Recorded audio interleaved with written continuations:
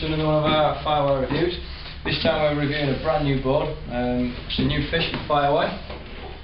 This was originally going to be called the Firefly. You might have seen some information on it online. When it comes in this year, it's actually going to be called the Fuego, which is Spanish for fire. So it's very similar up front to the Dominator board, for those of you who've seen or ridden a Dominator. And the difference with this model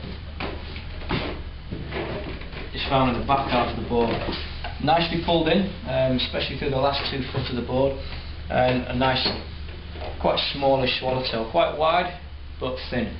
Basically that's going to still maintain a good amount of float, but obviously with the pulled in tail shape it's going to make the board slightly better performance wise in smaller surf, hollower surf, just keep it a bit more responsive.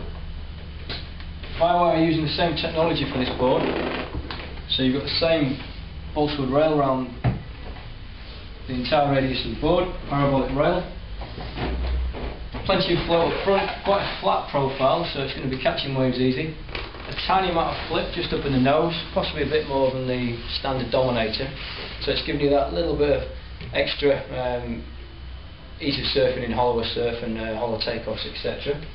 Similar fin setup to the Dominator, something you should see on any modern board these days. You've got 5 fin options. More often than not you're going to ride it as a quad or a thruster, so plenty of fin options with this board.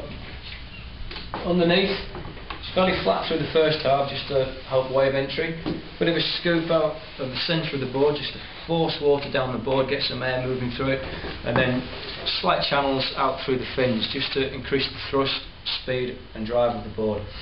So this new model, it's going to be suitable for someone who's kind of beginner intermediate in the bigger sizes, but you know, don't get me wrong, in the smaller sizes it's going to be a high performance fish that's going to be catching plenty of waves. It'll go in 2 to 4, maybe 5 foot surf, whether it be hollow or flat, weak or firing. This is one of those little boards that's going to pretty much do it all. So if you fancy something slightly different to your standard Dominator, something a bit more responsive with a swallowtail as opposed to the round pin, then this board will probably be right up your street. I would highly recommend it. Thank you.